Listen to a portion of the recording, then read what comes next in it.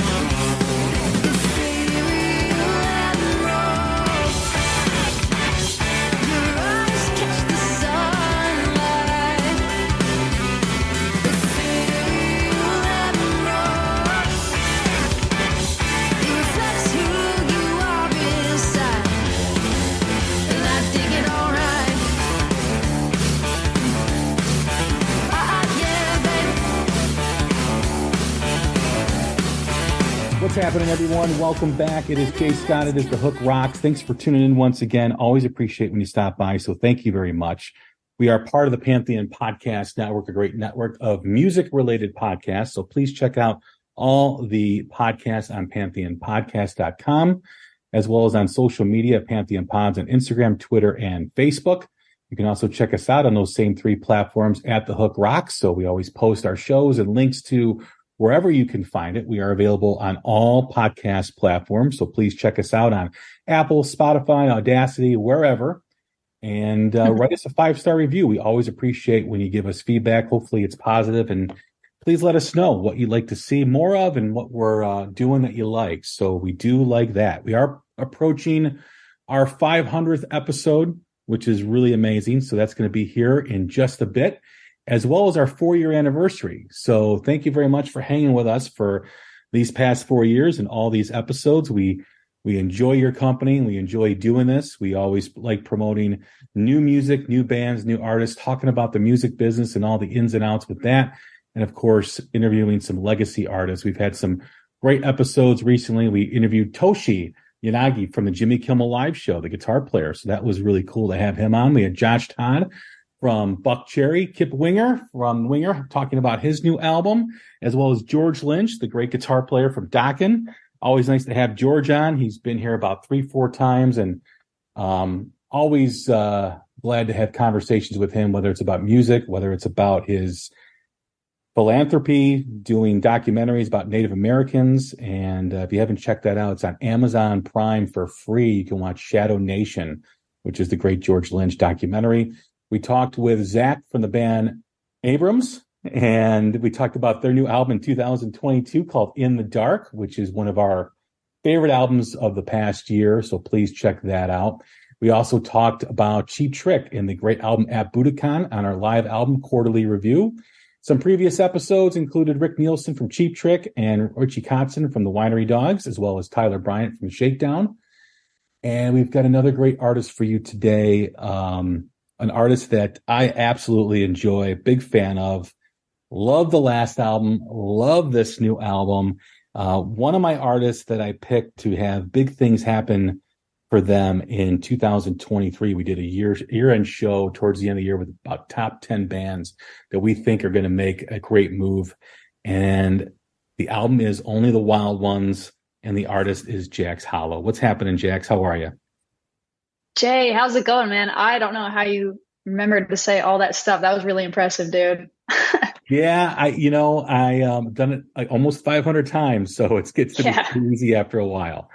But thank you very much for doing this. I appreciate it. Very excited about this new album. Very excited about what you're doing right now, and excited about what's up and coming for you too as well. We'll get into that. So the new album came out last month, and just a phenomenal album. Just absolutely love it. And it's very Americana, but it's a little bit different than your debut album in that it's got a lot, in my opinion, a lot more texture, a lot more subtlety, and really love the way the songs are laid out and the way the songs are played. Going into this recording session, what did you want to accomplish with this new album? Yeah, so really different than Underdog Anthems, my first record with Michael Wagner, and I basically wanted to create where I was at in terms of songwriting, playing, and singing. And it more was focused on, I want to take the rock elements that I love and then combine them with more lyrically focused and really like just really good songs. I just want to get back to like creating like great songs and having them kind of speak for themselves and having them fall into place as to where they are. So a lot of those mechanisms were working together, as well as the opportunities that sort of like kept presenting themselves with me, like Juanita Copeland from Sound Emporium, the CEO of Sound Emporium, was like, do your record here. Let me introduce you to some of the best studio musicians in town and like let them bring your songs to life. And so it was sort of a test to like the songs, like if you bring them in front of these, beasts, like these Nashville staple, guys, what can happen with them? And I think the result was pretty cool. Yeah. Coming off the last album, obviously Michael Wagner is a big name in the business and he has a great reputation. There has to be some excitement for you working with someone like that on your debut album. He ended up retiring, and you went into this project trying to find what the next step was. How did you, find and surround yourself with people that were able to give you what that next step was needed? Yeah, so I met Juanita through the Rockin' podcast. Actually, I was on like a panel with her and some other people, and we just, I guess she just liked my vibe, and she was like, "Hey, like reach out." And so I was like, "I'm reaching out. Like, what's up?" And she's like, "Yeah, come on in, and like this is a crazy, awesome experience. Let me tell you like personal stories about like hanging out with Robert Plant and how like." One of the stories was she was hanging out with Robert Plant, and they went to the Bluebird Cafe, and Robert Plant had his hair up, and so like nobody knew who he was. And then in the middle of the performance, and like after the song was done, he turns to her and he like winks at her. And he's like, "Watch this." Like undoes his hair, and everyone starts going, like, "What is that?" And then eruption, and then it like I'm sure like the Bluebird got derailed, and it was like, okay, well now Robert Plant's here, so we have to like address that. There's like no way we can continue like the quiet singer-songwriter like code, so just cool stories like that. And then she like introduced me to Jason Isbell. Jason Isbell was cutting something in Studio A, and I think his wife was in there too, and it was just like the break room, little coffee room, and she's like, "Yeah, come here. Let's meet Jason Isbell." I'm like, "Okay." He's like he is probably my favorite artist like of right now. Like I'm just like, right, this is cool. And I met him and I said hi, and I just tried to focus on like not passing out or saying anything dumb. And I don't remember what he told me because I was so focused on just like not being there in the moment. But yeah, just awesome, crazy. Like it always spirals. Like once you like put yourself out there and are open to new people and new opportunities, I just feel like it sort of like cascades from there. And so I'm pretty lucky, I'd say, we always want to get to another step or another level when we're currently at the moment, right? We always are looking forward, right? As an artist, you always have to be looking forward. And I know with a new artist like yourself, having a debut album that may not have connected with people as much as you wanted it to, not because of the music, just because of just the way the landscape of the business is these days. I know there was some frustration here in the now with what you're doing with this album and what's to come with you here in the future, in the very short-term future. Do you feel like you're where you're supposed to be? I know there's always going to be frustration. You think you always need to be here when you're not. But with all these things that you're telling me about, and these people that you're meeting, these people that you're working with, and the people that are surrounding you, I think, in my opinion, from hearing that, everything's still going in the right direction. Do you feel that way? Yeah, I'd say so. I've got new people sort of coming into my life and helping. I've got this really great guy, Mark Adelman. He's sort of been hanging out and like championing me to like different record labels. He's got some more reach with that stuff. He found me and he was like, "What are you doing?" And I'm like, "I don't know. I'm like flailing around in the deep end and I'm putting together a show at the Basement East with like these awesome bands." He's like, "Well, who's helping you?" I'm like, "You're looking at her like, like, what are we doing?" And I've got other great friends, my friend Chris Rambo. So I just have like people who I ask questions about who know way more than me and really help me get into good directions, but never anything too like, let's do this with your career. Because I think the industry right now is in that same boat where they're just like, we don't know, we're flailing around too, but like we see opportunities and stuff. Like I just played in New York City and it was sort of like a showcase for a label. And I thought it was, we played really well. And I mean, I don't know what's going to happen. I don't know how much I can say or anything, but like, it's not like it is in the movies where it's like the guy comes backstage and is like, here's a contract, here's a record deal. Yeah. Which I understand, but like also the stupid part of me is just like, like I want to be a rock star, but it is a little crazy. The Melissa Etheridge gig has been like my North Star and the beacon it's like, hey, it's okay. If anything else falls through, like that, like 2023 has been made because Melissa Etheridge is a gatekeeper and she is badass and she's awesome. She's so awesome that she's like, hey, up and coming, whatever, like, Nashville singer-songwriter who loves to play guitar and, gets requests for Melissa Etheridge downtown Nashville, like every day. Would you like to open for me at the Ryman? Like that, like somebody, I only get anywhere because of like the generosity and like gatekeepers just kind of coming in and being like, oh, hey, I see you're down on that ladder rung. Do you want to like, just like here, there we go.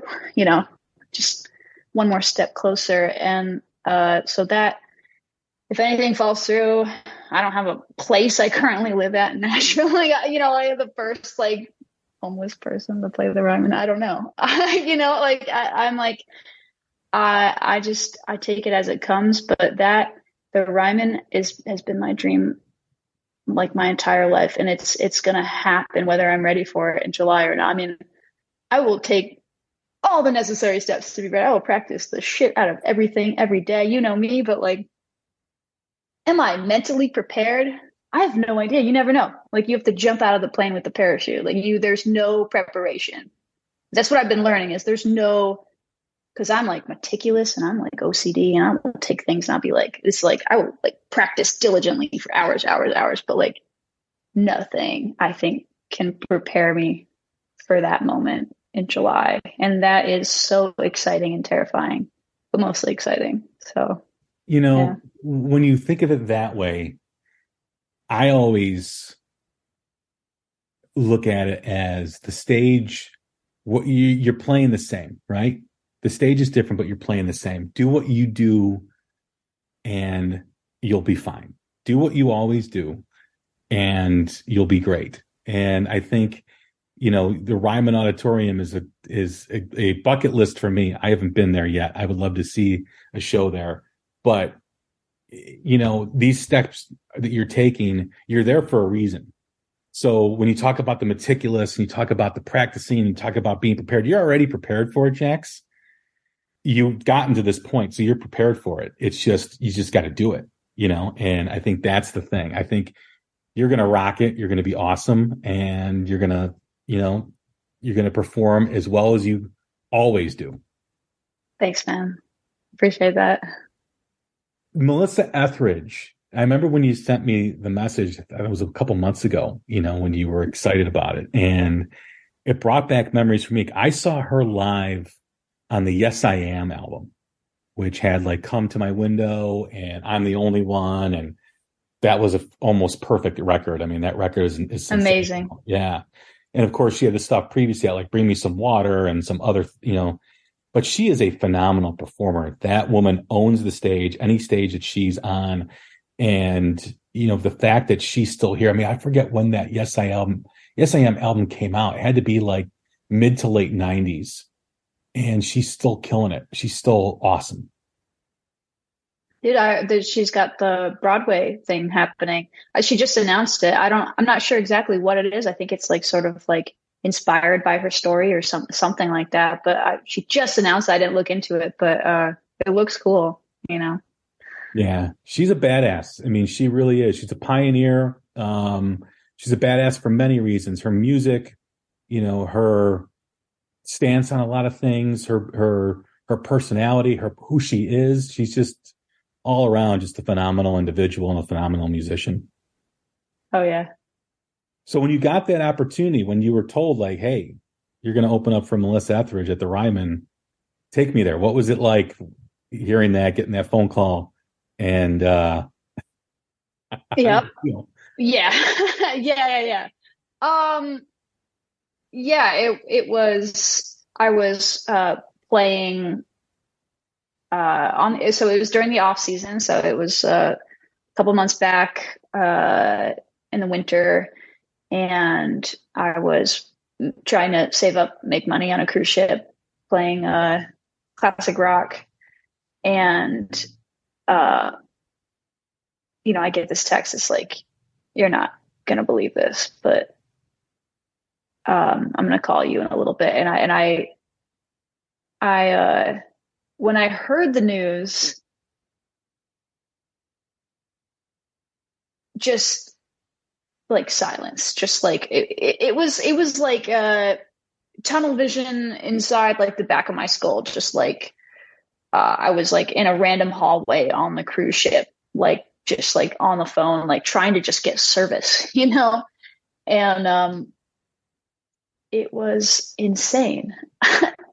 And I went downstairs and I immediately told Mike, my drummer, and it was a pretty awesome moment. And he like lifted me up, like in the sky, and we were like both jumping and laughing together and having a good time. And just a really, that was like a movie moment of just elation, just a great high. Yeah. You had the show at the Bowery Electric, which has its reputation too as well. I believe that place is owned. I don't know if it's still owned, but that's by Jesse Malin. Oh, I didn't know that. I don't know. Yeah, I think I know he owned it in the past, but I don't know if he still does. But he, of course, great singer songwriter too as well, and has a history in the music business. Great music. So that I was going to ask if he was there, but maybe you didn't see him, or maybe he's on the road himself. Who knows? Yeah, I don't know. I don't think I saw anyone. But that was a fun night. That's a cool venue, and that was a fun night, and people came out, and it was a good hang. Awesome. So the album Only the Wild Ones, released in May, features 11 songs, 11 kick-ass songs, and there was a lot leading up to this. You released a few singles like Wolf in Sheepskin and some others to it as well, Wallflower Girl in Bloom. This album comes out. I get it. I listen to it. Just absolutely amazed at what I said. A lot of texture, a lot of depth. I love the subtleness on a lot of the songs. And to me, it is, like I said, Yes, I Am is a near perfect album. This is a near perfect album. I mean, what went into this when you were writing and recording it? Like, what did you want to do when you went into that studio or when you started writing these songs? Did you have a vision of what this album should be for you? It's hard to say because it was evolving as I was evolving as a human, a person, and a musician as well. So at first, the main focus, like I said, was combining like my favorite elements of all the genres that I adore and really focusing in and being like, okay, today's music industry, I'm bored as fuck. I want better songs, better musicians, and better performances. And like it's not so much to ask for, I just crave something better than, oh shit, they're only going to listen for 30 seconds. If we can get them for 30 seconds to listen, then we get paid. Like, it's just such a shitty business model, man. And so like, why not push the envelope? Why not try to write and create music that moves somebody, that has depth to it, that has weight, that has purpose. Not to say that some of my music, I write and I'm just like, it's more of like fun on the record. You're composing, you're creating a piece of art. Like, this is different than just releasing singles and hoping that people listen past 30 seconds so you get a paycheck. What we're doing is still a continuation of what like our rock forefathers have been doing for a long time, which is creating art, like, so, the album should be kind of a cohesive piece of art. Maybe it has a darker, stranger feel. Like Ventriloquist is like, it's like a jazz, like, dark and sexy, like New Orleans, like, riff. And then, Wallflower Girl in Bloom is like an Americana, like explosion of like high energy, like proclaiming that like you're like in love with the way that somebody is like discovering themselves. You just want to like bask in that light for a little bit and just like sort of like take whatever little like sparks that fly off of that and keep them. And then Wolf in Sheepskin, I think that's my favorite song on the record. It's just because like playing it live is so different than the recording. Like, I've got that new Strymon Cloudburst pedal, and as soon as I got it, I was like, this is like dedicated to Wolf in Sheepskin. Like the intro, it like creates its own like string orchestra thing behind you, so you just sound massive. And I think that's how I'm going to start the Melissa Etheridge show. Is just like that. And I wish you came out to the Beast, because that's how I started the Basement East show. But yeah, like every single song is like meticulously just like reconstructed, like, like taken apart, put back together. I've rewritten Wallflower Girl in Bloom probably like 20 times, and I'm just not satisfied I'm still not satisfied, but at the end of the day, you gotta like throw paint at the wall and like press record and be like, okay, we're making a record, which is what the studio kind of forces you to do, especially when you're at Sound Emporium and you've got like 2 days booked to like do it all. And, you can't let insecurities or anything interfere and get in there. You gotta just attack it. There's a lot in there with what you just said. You talked about your self-evolution, evolving as a musician. When you are creating, how do you get that evolution from yourself? Does it come first as you as a person, and then it correlates into your creating? Where does that? I always want to know that answer from artists is, how do they get to that next level of evolution? I mean, you talked about Robert Plant in the beginning of this conversation. Look at his evolution. Look at the evolution of Zeppelin, from the first album of Led Zeppelin to the last, to him as a solo artist, now to him, doing folk music. That in itself is inspiring, right? I mean, here's a guy that can rest on his laurels, who's worth millions, yet he would rather do something that is for him and for his own self need, right, than go on a reunion tour, get paid $25 million just to play 10 shows and just, bring it on home, so to speak. But look at him too. Like, he's always had that in him. Like, he's always had like the Robert Johnson, like the old blues records from like when they first started, like the technology was there to like record sound. That's where he got what he has. He was interpreting it his own way. And that would never leave him. That's all roots. That's like American, like roots. That's the blues. That's like gospel. That's rock, he's always had that sort of like element, almost country element to it. Mm-hmm. And it obviously came out a lot with, Alison Krauss and everything.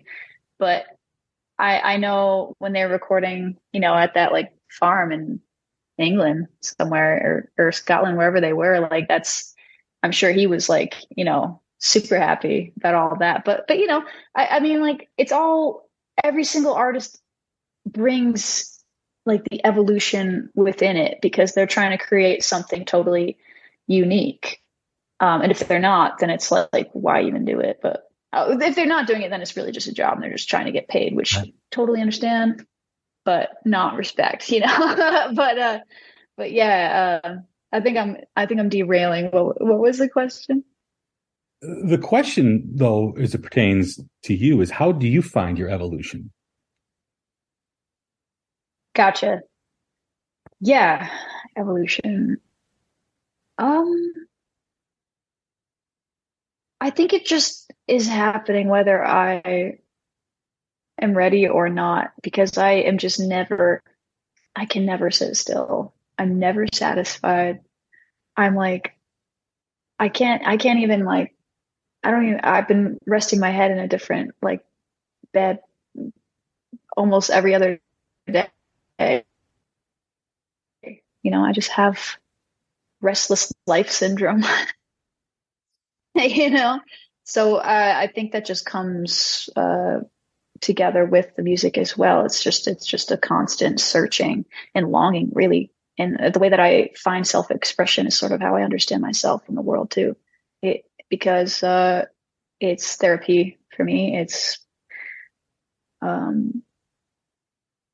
it really means like a lot to me. So I treat it kind of as a sacred thing. And it gives when it gives, it is like all of the validation that you need as an artist. Like when it's really giving and you look up to the sky and you're like, that feels like it was just like presented, like plopped down on my lap. Like I don't remember writing the intro for Wolf in Sheepskin. It like appeared.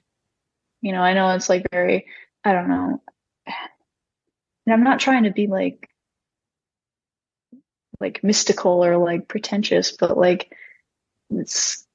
we all talk about this thing like in the zone, everything, and we're constantly chasing that. And when we get it, it's like a reward and we feel blessed to be there, because 95% of the day that you're not there, it's like you are practicing and working on like, and like, greasing the wheels to get to that place. Just like in real life, when you're opening for Melissa Etheridge at the Ryman, that is like the 5%, and then you don't see the 95% of my life that is like, really like digging at everything to try and create art that is significant, that means something, it gives you like that,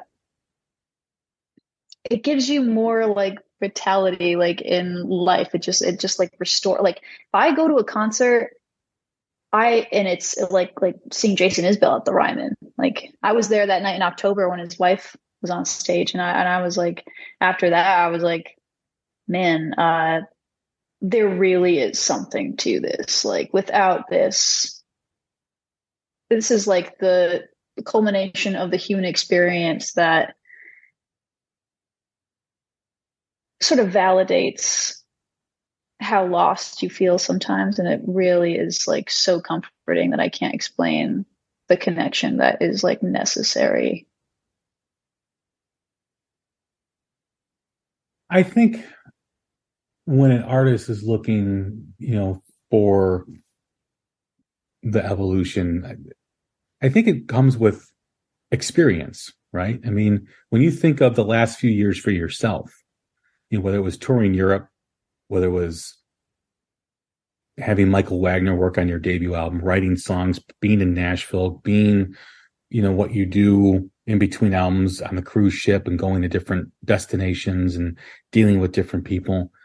I think that all kind of goes into that energy within you, right? With that energy that keeps you being curious and keeps you being, changing your perspective or changing your views, or maybe not changing, maybe evolving your views, whatever they are. And just as people, we're always evolving because of what we do and what we experience and where we find our path in life going. And I think for yourself as an artist, that's so important for your creativity. I think when you're stagnant, I think then, that's when maybe the zone isn't there, as you spoke of, right? Or it's hard to get into that zone. But when you have all these things and these things become memories and these things become part of your DNA, I think that the output then is wolf in sheepskin, right? Is the songs that you're writing. And I think an artist needs movement in order for them to survive creatively. Like they need experience, they need movement, they need change, they need sleeping under a different roof, 1 week to another. Maybe that, it helps them learn the ways or harness their creativity. I don't know. I'm not a musician, but I feel like that is important. Yeah. If you're comfortable, what you create in your art is going to sound comfortable. Yeah. I'm not saying you have to be as crazy as a lifestyle as me to create good art. I mean, it's probably a best bet to like have a place to live, but like, you're never gonna. I mean, I had this conversation with a lot of people because I have friends, I have family, and I always hate it. I always hate when people say like, I can't do this, I can't do that. No, and I know that's people are like, oh, like don't say no, but it really is like once you do something impossible,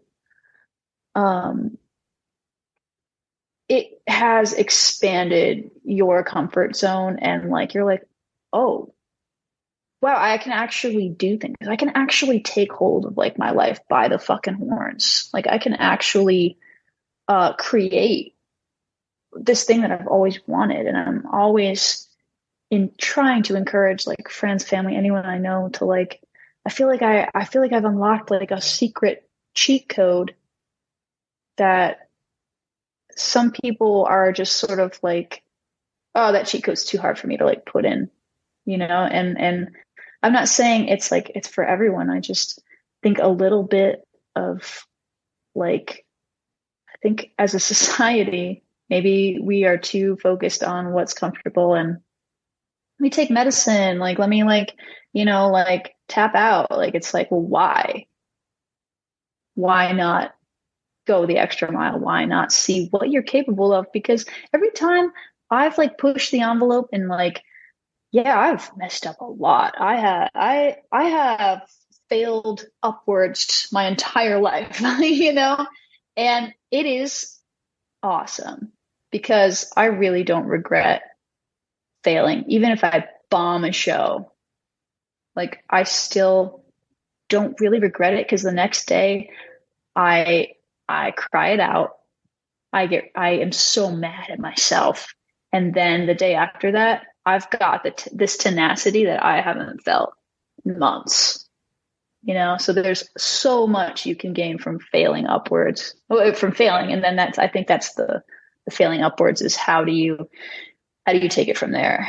How are you going to let this like inspire you to fail again? Because failing again hurts, and you're just going to keep doing it, and you're going to have to really make friends and develop a relationship with failing. Yeah, that's a great thing what you just said, because you fail more than you succeed in life. And it's okay to be uncomfortable. It's okay to live with being in a state of discomfort, right? As long as it's not terminal, as long as it's not, forever. Because when you do have experiences where it seems, like you said, the impossible, you draw on those things that you did, say, I can handle that because I did this. I went through this and I came through the other side. I'm a lot stronger. I know how to deal with adversity. So that's going to be easy to deal with, and truth be told, it's never easy, so to speak, but you should have the confidence in your ability to get through something because you have been through things, whether you know it at the time or not. When you reflect, you have that ability to say, yeah, I went through that and it was not a good experience, but I got through it and I learned a lot about my threshold for whatever. And I moved on and, look at what my life is now. If I didn't experience that, maybe I wouldn't be at the position where I'm opening up for Melissa Etheridge at the Ryman, or maybe I wouldn't have worked with Michael Wagner, or maybe I wouldn't have had this show at the Basement. You talked about doing all that stuff at the Basement by yourself. There'd be a lot of stress and all that stuff, putting something together like that, putting together a show, but you did it. And now, like, when someone comes with the opportunity, you may not want to do it again because the stress, but you can do it, right? Maybe I would have done that differently next time around. And that's all part of the evolution. That's all part of growing, right? And when you're a creative person like yourself, your brain is evolving, your emotions are evolving. And when you come down to write a tune, maybe you play the lick a little differently. Maybe you play the riff this way or that way. Maybe it would have been different 6 months ago, but that's all part of you. That's all part of where you're at in life. Yeah, and maybe you've got your 500th episode coming around the corner, and you've started from like here, and then you've got like these amazing, like, huge artists on your channel, like, because you didn't stop. Yeah, no, you're right. I mean, I remember when I started this, I knew that there were a lot of podcasters that start and that stop.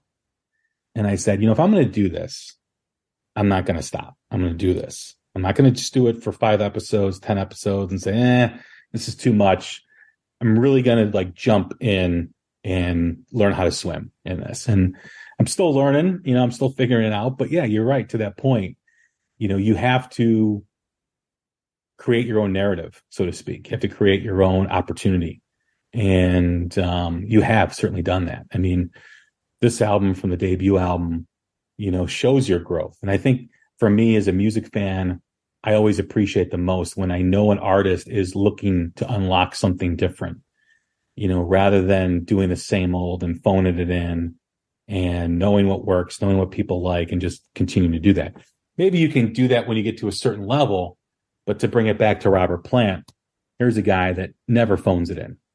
Who's always looking to unlock something different. Even at the age of 70, something years old. He's still looking for it. That's God, impressive. I wish I could meet him. Man, I if I can meet him someday. He's on my bucket list. He's one of my guys on the bucket list to have on the show. It may never happen, but man, the conversation, the questions I have for that guy, we have like 4 or 5 hours. I want to tell you something, but I don't know if I'm allowed to. Another story that Juanita told me. I won't right now, but maybe in private I'll tell you. Okay. All right. One of the other things that you said in that part of the conversation too was music being art, right? And I think more so than ever, the evolution of rock music now has become pure art in a way where it's not mainstream anymore. And when the question arises from that, do we want it to be mainstream? Because if you look at mainstream music and all the crap that goes into it, whether it's auto-tuned, whether it's 20 different writers on a song, whether it's tracked and all that kind of stuff, do we want our beloved rock and roll to be that way? And a lot of it's going towards that way, even within rock and roll. But I think there's this little sliver of rock and roll that's going to remain true to its pure art form. And when you look at AI and you look at, what artificial intelligence is going to be doing to music over the next decade, I think it's vital and important for it to remain the art that it is. Because once you start utilizing that, it no longer becomes art, it becomes commodity, right? It becomes, something that you can create without really creating.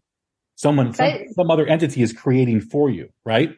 Exactly. And I think that it's actually creating an entire business platform and opportunity for real music, because I think people are going to be like, damn, I miss feeling things and human connection. Oh, wait, live music still exists. Maybe people will care about that more. It is really hard to get people to show up. Like, whenever anyone shows up to any of my gigs, I am like all over them, because it's like, I know how hard, I know that you're working your ass off just to survive out there right now. And you have dedicated 3 hours of your time to come and hang out and experience this thing. And I'm trying to give you a release from that. And anytime anybody connects with my music, I'm just floored, because that is it is hard to get people in a room. And I think that AI is creating its own self-destruction and that thing, because it's you can't get anything like that. I saw a video of this really cool, it was this guitar setup, and it's mechanics that's playing Stairway to Heaven. That's right. And do you see that too? And then people are like, it sounds boring. And I'm like, no shit. And then first of all, I was like, do you see how hard it is? Do you see what, we've spent 13 years playing guitar, and I play that in my sleep, whatever, Stairway to Heaven, everything. But do you see now that everyone makes fun of Jimmy Page because he's a sloppy player or whatever? Do you see that the human error is actually a really beautiful thing, which brings us all back to art? That human error is this really great thing to capture and put into music. But you, again, what you said about the art, it has to be consumable too, right? And that's kind of why I went to Berkeley, got way too much in debt. I've got so much student loan debt. Can't even talk about it. And that's why I went there, because I was like, well, let me understand the mechanics of this. Let me be an engineer. Let me reverse engineer some of this stuff, so I know what's happening and I know how to ignore it. So I can create, one of the New Boots playlist songs and have a cool turn of phrase in the country, pop country, atmosphere. And I can do that and also play with puzzle pieces and put the best elements that I think are in and create my own thing, which is kind of what Jax Hollow is trying to do. And that's why I'm really excited about, Tyler Bryant and Shakedown. Do you know this chick, Madison Cunningham? She's amazing. Do you know her? No, I don't. Oh man. Oh yeah. I've been listening to, I think her album's called The Revealer or something. Right from the first song, I'm like, oh, that's cool. Is this a musical revolution that maybe I could be a part of as well? And I think it is. And I think she posted a picture of her, like she had like some kind of award on her desk, and she's like, look at this award on my desk. I still can't like afford to feed myself, but look at where I am. And like, fuck it. I like it. I don't care. I want to get paid and like survive and eat and stuff, but like I'm so into it that I'm like blinded by whether I'm successful or not. And that's kind of a cool place to be because I really have nothing to lose. And that creates great art too, I think. But, well, also it depends on how you define success. Yeah. I think too many people look at the top of the mountain as being the definition of success, right? Being the most popular artist and having 7 homes and the most expensive cars. And granted, that's success. Don't get me wrong, to get to that point. But there's also the fact that you're doing what you love, and if you can make a living doing it, that in itself is success, right? Or being in the life of creating and having that outlet constantly is success too as well. When you're not conforming to just a 9-to-5 job, right? And there's nothing wrong with that. It's admirable, and it's what people do. But when you have that idea in your head, like, no, I want to do this. I want to create. I want to make music. I want to write. I want to go wherever this path takes me. That itself, accepting that as you as a person, right there, you're already a success because you've made that leap, that jump that 99.9% of the people out there will never do, who want to do something like that but never do it. Yeah, I mean I come from that background. My family 9-to-5, blue collar, like my whole family. And they work hard. My mom works so hard, man. She works at a nursing home. She inspires me, man. She is one of the hardest workers I've ever seen. And she raised 4 kids, like, and it's tenacious, but yeah, if you don't follow like what your entire body and your heart and every like fiber of your being is like telling you to do, like she wanted to be like a mother, like she knew she wanted that, you know what I mean? Like if you ignore that in you, you're gonna freak out, you're gonna have like anxiety, you're gonna have so many like things. Like I truly believe that like you really have to listen to like your internal self and like try to be so like perceptive, like just take it in, like get to a place where you can, like be alone with yourself a lot. Like I encourage you, I would love to encourage anyone listening to just be alone, be in your car, be alone, take a drive, be gone for like 2 hours, put your phone away, get that phone away, put a TikTok away, all that shit. It's all shit, dude. Put it away, be alone. Are you happy? A person I always love firing up about TikTok is Tuck Smith. And we've had some conversations about, the pitfalls of TikTok and what TikTok's doing in the music business. And I can't say he has spoken every word I agree with about that whole platform. But yeah, there's a difference between being alone and being lonely. And people need to know what that difference is. Being alone causes reflection, thinking about things and planning things and having your mind settled is very important, I think, in anything you do in life. And you're not alone when you have that constant stimulation. You're really not alone, right? Yeah. And to think, a mentor of mine told me at a very young age that spend every day at least half hour by yourself in quiet thinking. And I've tried to apply that as much as I can. Not always successful at it, but when I do, I feel like my life is always better when I'm able to do that. So back to the album. I know we got a little bit of a different path here in the conversation, which is always cool. I always welcome that. But when you look at this album, and my favorite song is Renegade Season. I absolutely love that song, and that is my vote for your next single, to be honest with you. It reminds me of when you did your previous album and when you did the song Drift Together, which I think I had that on repeat for like 4 days. So if you saw an uptick at some point last year, and that song getting a lot of plays. That was me playing that like a gazillion times over like a 4-day period. When a song hits me like that, Renegade Season, the album hit me, but that song in particular, you talked about feeling, you talk about people consuming it and feeling it.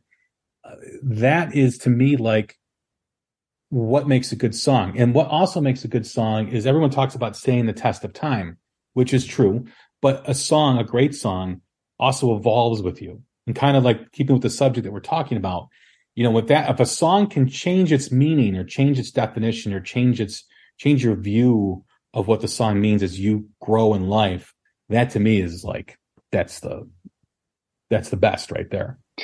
Dude, Renegade Season is a crazy story because Renegade Season had no lyrics or melody to it. I brought it into those guys, and they're all studio musicians. They're all looking at their charts. What do we play? What do we play here? And that's in that song. That maybe we took like 2 takes of that. They just went off. We just kept jamming on it. They didn't stop. And eventually we came to the end of the song. And I remember Joe Trenicasi was engineering and producing, and he turned to me, he's like, this is not normal. Like, they don't usually just jam. Like, we're really like that. And I want to chase that way more from my next record, is have it way more like that. Not so, because it was scheduled out and there was like charts and stuff. And for the next record, man, I want it to be tenacious and organic and like that feeling I got just jamming with them, being like, oh, we're not ending here. Oh, we're not ending here. Oh shit.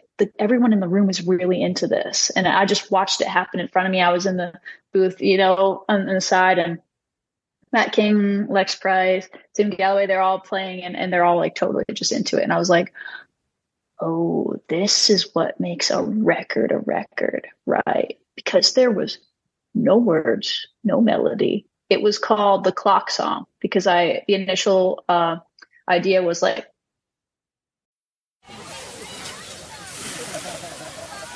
this summer, serve up the Cookout Classics, Oscar Mayer hot dogs and Heinz mustard. Grill up a dog, add classic yellow mustard, or loaded Chicago style. We all know it's not a cookout without Oscar Mayer and Heinz. Tomorrow morning is knocking. Stock your fridge now. How about a creamy mocha frappuccino drink? Or a sweet vanilla? Smooth caramel maybe? Or a white chocolate mocha? Whichever you choose, delicious coffee awaits. Find Starbucks Frappuccino drinks wherever you buy your groceries. And it was like playing in the background, and I had that sick like deep deep deep beep boo boo, and I was like, that is a hell of a riff. I want this to evolve like the intro to like, I don't know, like the Who meets like Gimme Shelter meets, I was like, I want this to like evolve, and then I want it to be like the big like free bird thing at the end. And like the big solo, and I kind of got my wish. And then I was like, well, shit, speaking of evolving, I was like, what the fuck do I write for lyrics for this? And then it all just came together. I just was like, yeah, I feel like a goddamn renegade. I feel like the black sheep, like my entire life, I'm just a black sheep. Like I don't fit in genre wise. I don't fit in like anywhere. I am like in between shit so much of my life that it is like, it's so lonely, and I'm not alone like at all because I have this outlet, but to be in between everything, I feel like, yeah, sleeping in my car, like I feel like a renegade. I really do. And now it's been like the closer for the live show. And it's such a cool closer because we do like an intro with it, but I won't give it away, but yeah. So evolving, the songs evolve with you just as much as you evolve with them. Yeah. That whole experience, that's a journey within itself, right? You're watching these musicians jam out to a song, working the song out, so to speak. And there's probably periods of excitement, like, oh my God, I love what they're doing. And then there's periods of like, where are they going with this? Like you're kind of lost in a certain way, but it's like a ride, right? It's like you don't know what turn's going to be next. You don't know where it's going. And that's just got to be like, man, like you said, this is what makes a record a record. This is what makes a song a song. It's not, that's what they used to do back in the days of Zeppelin and the Stones, right? They used to have an idea, but just come in and just work that song out and jam out to whatever they were doing and find the song wherever it is with the riff, with the melody, find it. And it sounded Dude, I hated what they did with Only the Wild Ones. Just flat out gonna say it. I was sitting there with my guitar and I listened to what they did and I was like, this is bad. And I couldn't communicate. That was just very quiet. And they're like, and they're pros. They catch on. They're like, what are you thinking, Jax? And I'm like, it's not it. But in my mind, I'm like, this is stupid.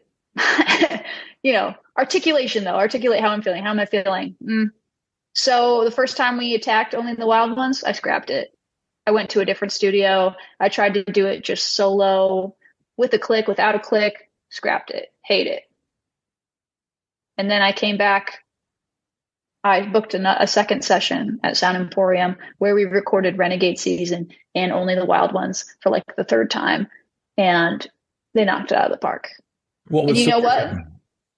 They didn't even remember what they did the first time, which was the total home field advantage. They didn't remember what the hell they played. And they just went in there and they played what they felt. And I was like, that's it. That's what I was looking for. So sometimes you don't know, and sometimes you really do. You just have to really trust your gut. And I think you just really have to not necessarily know what you want or what you don't like or what you like, but just know that you just have to have such a good intuition with like how, I don't know, man. At the end of the day, I don't know if it's all bullshit or if it's like totally like its own like religion. It could be like its own religion or total fucking horseshit. And I'm somewhere in between that. So, well, I think the lesson there is sometimes you just got to put it down, right? And go on to something else. Sometimes it needs to bake a little more, right? Yeah. And then, what you're telling me is wasn't working that session. You went and tried to do somewhere else to kind of get out of your bubble that you were in at that moment. And then that wasn't working. And then you came back and it worked. And I think that's the lesson. Yeah. It's like sometimes you just, all right, let's move on to something else. It's not working for me, And that was hard for me to say to them because it's like a 3-chord song and they are like monster musicians. And I'm sure it probably felt weird for them too, for me to just be like, because I didn't want to be like, that's shit. You can't say like, you can't ruin a vibe in a studio. You just record it and then you have your own inner dialogue. And then you're like, okay, we're moving on to another song. Like, great job, guys. But really, it's not it. But you don't like ruin the day by being like, why can't you do this perfectly? It's like, no, it's art. They don't know just as much as you don't know. And then coming in last time, like I don't know, we spent like maybe 30 minutes on it. And it evolved the way it did, And that's rewarding in itself, right? Because you got the track down the way you heard it, right? I mean, that's what you want as an artist. You never want to compromise yourself, right? And you never want to go, okay, I'll go with it because these guys are good musicians and they know what they're doing. Maybe I'm the problem or whatever. No, you got to stick to your guns and you got to like say, no, let's just move on. Let's, maybe come back to it. But right now, and the whole thing about the 3-chord thing is the simplest things are the hardest things to play. And you can be a shredder and you can go up and down a fretboard and make sense of it. But to get that simple riff down that a consumer like myself, who's absorbing it, feels it, that's the most difficult. Because if everybody could write a 3-chord song and have it be a hit, everybody would be AC/DC. Because AC/DC's mastered the 3 chords. I've always said AC/DC's 3 chords and a set of balls, right? And, when you think of that simple stuff that they play, it's very difficult to play. It's not easy. Because, I said, if it was easy, everybody would do it. Why do you think people like have Tom Petty on repeat and not like Yngwie Malmsteen? Very true. Yeah. Tom Petty is the master artist on rock radio for the last 2 decades. because master. It's simple, but it's not like but that's the whole thing, right? Is making it sound simple. So for someone who's consuming it, and I appreciate Yngwie Malmsteen. I was an 80s kid. I loved Yngwie. But when you hear that stuff he's doing, it's great. And you're like, wow, this guy's a true artist. Like, he really does it. But for a lot of people, it's hard for people to feel that. Right. Because that's where the consumerism meets like artistry is like, well, who cares? Like, why do I care? Why does it like you could be like incredible, blah, blah, blah, blah. Like, cool. Why you have the audacity to create art, and you're basically asking for random strangers to pay for your existence, right? You are like they are buying your well, back in the day, you know, they are consuming your material and sort of giving you this life that you've always wanted because your music means something to them. So you have to create something that means something to you and means something to the people who are supporting your lifestyle. You know, yeah. And I'm sure he does. Yeah, he does. Like, he's like, you know, but everyone can find their own path. And so I'm not saying, you know, that's really comparing like crazy different opposite spectrums, but yeah, that's what I've been wrestling with too, because yeah, I've studied all the shredders, you know, like I studied classical guitar, studied like the fucking sweep picking. You know what I mean? It's just, and at the end of the day, my favorite songs are, you don't know how it feels. You don't know how it feels. Space.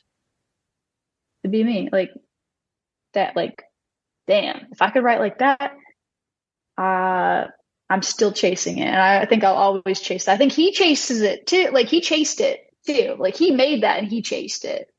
Continued to chase. Yeah. You know, getting to the point too, when you think about feel and what you just said, you know, the one shredder that was able to do it was Eddie Van Halen. Eddie Van Halen had the ability to play this crazy stuff, but with incredible melody where you could feel like happiness, right? Like, if you're ever down in the dumps, listen to Van Halen. You won't be down in the dumps. It's just always, it's happy. It's up tempo. Yeah, Hot for Teacher is the coolest fucking song ever, and it's like hot and sexy, and it like, and I'm like running on a treadmill to that. You know what I mean? It's like, and I love playing it too. Like, it's like, yeah, exactly.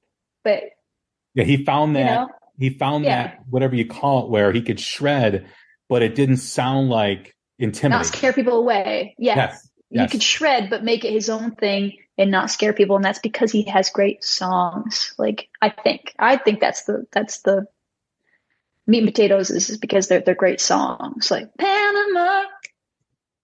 Yep. Panama.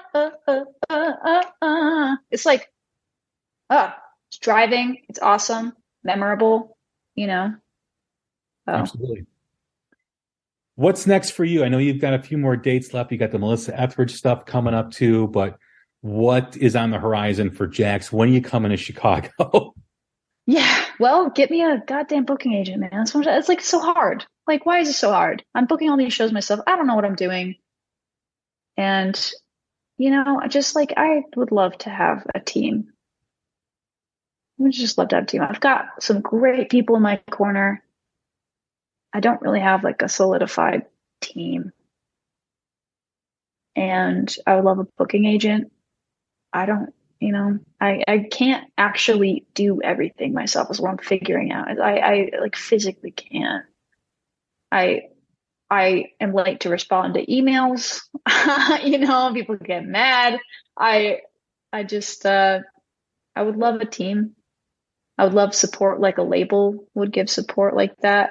I'm usually pretty like a team player, and then, you know, I can be a little, I guess, hard to work with at times. But I mean, wrong with that. As an artist, there's nothing wrong with that, right? I mean, that's what you have to do, you know. But as far as the team goes, you know, I think of the Dirty Honey example, right? I mean, I think of one of the quotes. I don't know if it was Mark or John that said to me, "We have a small team around us that believes in what we believe in." And that's the key. You know, if you have people that look at you as an artist as just a client, and I'm going to do the same thing for Jax as I did with XYZ band or XYZ artist, that may not work for both artists, right? You have to really know the nuts and bolts of the artist and know what they're looking for, know what they are, and curtail what you do for them, kind of customize it. You can't just, you know, cookie cutter it with everybody. And I think the reason why Dirty Honey is where they're at versus other new bands is because they do have that around them. And I think they don't want to lose that. So I think Mark is hot. Mark is hot as well. What is he going to ask me on a motorcycle ride? I've been waiting. I think you said it in our last interview too as well. This is an ongoing theme that we'll revisit next time we talk. Yeah. Has Mark asked you out on a motorcycle ride yet? No.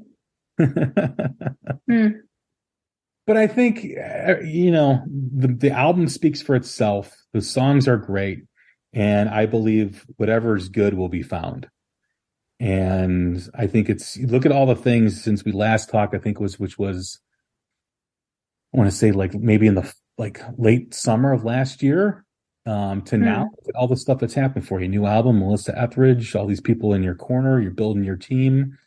So I think it's all happening for you. You know, I mean, it's too good for it to be unnoticed. And I think it will finally be noticed here eventually. Thanks, Jay.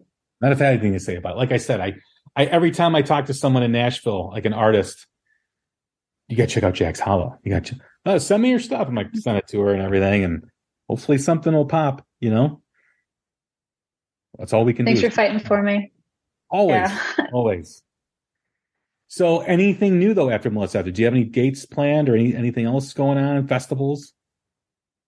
We're looking at Europe. I've got a couple people looking into playing Europe this fall. That would be cool to do again.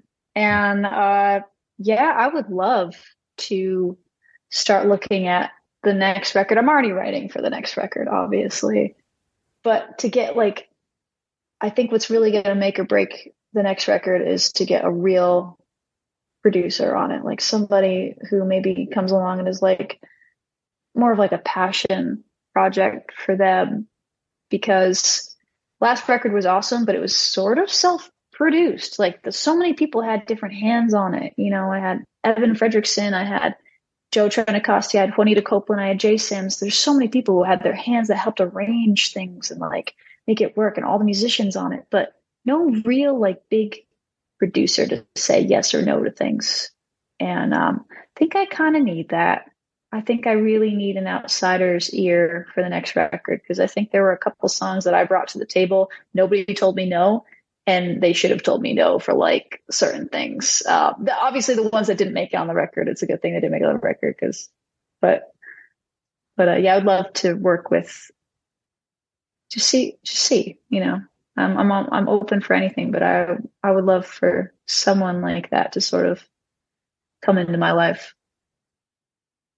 Yeah, I mean, having someone be that voice to tell you when things are good and when they're not so good, I think is really important, you know. And an artist that can handle that uneasiness in a studio, but you know that it's making you better, it's making the songs better and the record better. I think that's a huge thing for an artist.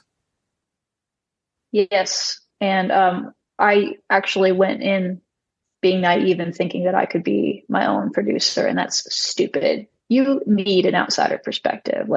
I'm just telling you, all you independent artists, maybe you were possibly listening, get out of your own, pull your head out of your ass and get second opinions, and get even your friends, send your songs to your friends.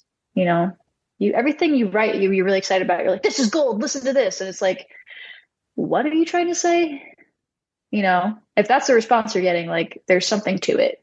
If you give it to someone who's not a musician, they're okay, then there's something to it. You know, you need somebody else's ears. You can't just have your own for everything. Exactly. Well, Jax, it's been a blast. I always love when we talk in our conversations. They always take a life of their own, but I'm happy for you. I'm happy that you have this new album out.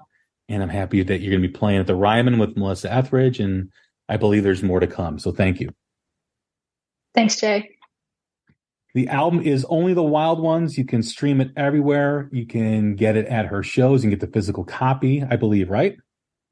Yeah, jaxhollow.com/shop. Absolutely. And check out all the links for Jax and our notes for the podcast. You'll find her social media on that, her website, and then always check in, subscribe to her email or her website so you get all the updates on when she's touring and all that stuff. Follow her on Instagram, Facebook, and Twitter, and I think maybe even TikTok if she's on there. But all those links will be on the podcast notes. Thanks again for tuning in. Thanks for listening. Again, this is Jay Scott with The Hook Rocks. Talk to you soon. Thanks. Yeah, the clock on